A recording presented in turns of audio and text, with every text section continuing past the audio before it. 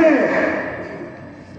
জামাত যখন জনগণের ভোটে বাংলাদেশের বিরোধী দলীয় আসনে সমাসীন, ভারত এখন জামাতের সাথে সম্পর্ক করার জন্য মরিয়া হয়ে উঠছে। ভারতকে বলতে চাই,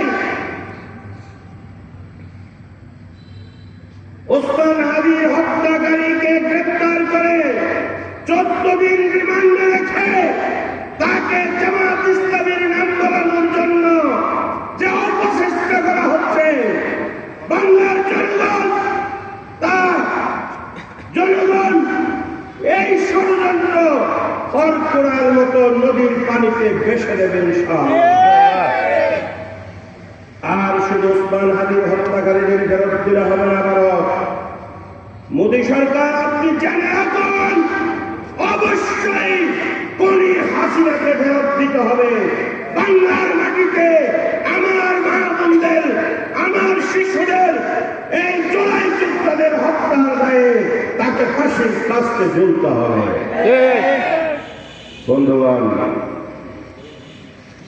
আজকে যারা 17 বছর পর্যন্ত আমাদের সাথে যারা লড়াই সংগ্রাম করেছে গণতন্ত্রের মুক্তির জন্য, তারা আজকে ক্ষমতার সাথে জনগণের 70% হ্যাঁ বুককে তারা আজকে ভুলে গেছে।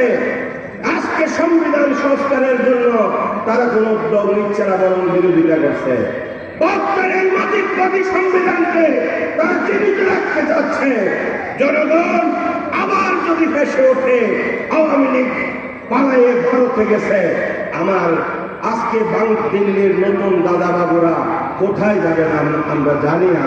আপনারা ঠিকানা ঠিক করে নিন, নচেৎ জনগণের রায় মেনে নিয়ে সংবিধান সংস্কারের উদ্যোগকে মেনে নেবেন। বন্ধুগণ, আমি আমার বক্তব্য শেষ করতে চাই। বাসকালী 12 তারিখের নির্বাচনে আপনারা যেই ভালোবাসা দেখিয়েছেন জামাত ইসলামের প্রার্থীকে, যেই ভালোবাসা দেখিয়েছেন 11 দলীয় জোটের প্রার্থীকে, সেই ভালোবাসার জন্য আমরা আপনাদের প্রতি কৃতজ্ঞ, আপনাদের অভিনন্দন জানাই। জহির ভাইকে অভিনন্দন দেওয়ার আগে আপনাদেরকে অভিনন্দন দেওয়া আমাদের জন্য জরুরি।